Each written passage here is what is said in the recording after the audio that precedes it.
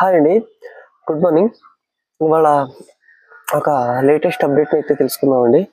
అయితే ముందు ఎవరైతే ఈ ఛానెల్ సబ్స్క్రైబ్ చేయలేదో అందరూ కూడా దయచేసి సబ్స్క్రైబ్ చేసుకోండి.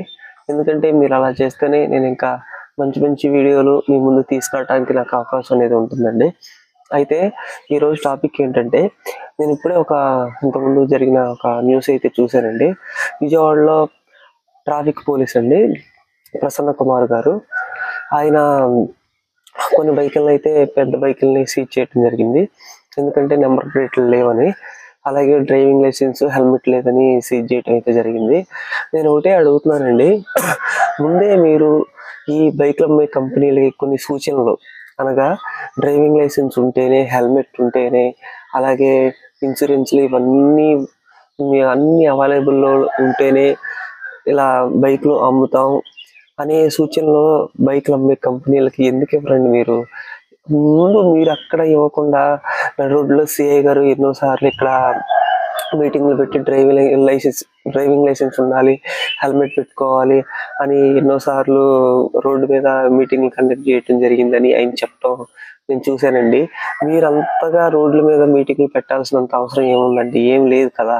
అందుకే నేను ఏమంటున్నానంటే నా ఉద్దేశ ప్రకారం మీరు ముందుగానే అలాగా బైకులు అమ్మే కంపెనీలకి కొన్ని సూచనలు చేస్తే వాళ్ళు డ్రైవింగ్ లైసెన్సు, హెల్మెట్లు ఇవన్నీ ఉంటేనే బైకులు అమ్ముతా ఉంటే ఇలాంటి సమస్యలు అసలు రావు కదండి.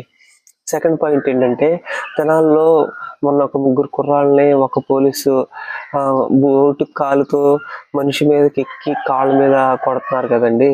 మీకు ఎవరిచ్చారండి ఈ అధికారం? కాళ్ళ మీద అంతలాగా కొడుతున్నారు.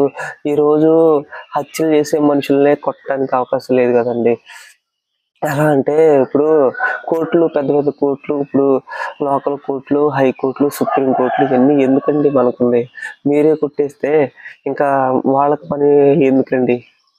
అంతంత జీతాలు ప్రజాధనాన్ని అంతంత జీతాలు ఇచ్చి వాళ్ళని పెట్టుకోవటం ఎందుకండి? ఇంక మీరే చేసేయచ్చు కదా!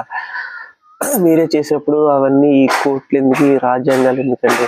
అంతలాగా మనుషులు ఇప్పుడు వాళ్ళు ఎలాంటి తప్పైనా చేయనియండి. ఎలాంటి తప్పు చేసినా మీరు వాళ్ళని పట్టుకొని ఒక ప్రొసీజర్ అనేది మన ఇండియాలో నడుస్తుందండి. అలాగే మీరు ఆ ప్రొసీజర్ ప్రకారం ముందుకెళ్ళాలి గానీ, మీరు అంతలాగా ఆళ్ళని కొట్టాల్సినంత అవసరం ఏమొచ్చిందండి?